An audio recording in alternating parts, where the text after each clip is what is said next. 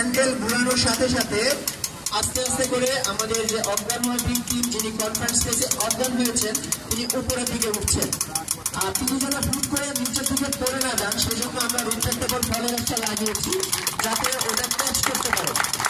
Even আমাদের 29টা lock system যদি কোনো কারণে নিচ দিকে যাওয়া শুরু করে ভিকটিম সেক্ষেত্রে যাবে না, লক হয়ে যাবে। অর্থাৎ আমাদের দুইটাই লক। একটু সরে যাও। আপনারা দেখতে পাচ্ছেন এইখান থেকে হচ্ছে আমাদের উইন্স মেশিনের সাথে একটা কানেকশন আর একটা হচ্ছে রিট্রাক্টেবল ফলোয়ারের সাথে, অর্থাৎ ডাবল প্রোটেকশন। এটা যদি হুট করে আমাদের হঠাৎ করে টান দেয় ওর কিন্তু লক হতে স্পেস লাগবে, তখনই শুধুমাত্র আমি এটা দিয়ে কাজ করতে পারবো। এখন আপনারা দেখেন আমরা এটাকে ডাউন দিচ্ছি, যখন আমরা চাইলে এটাকে উপরে নিচে দুইটাই করতে পারি। নিচ দিকে যাচ্ছে আস্তে আস্তে।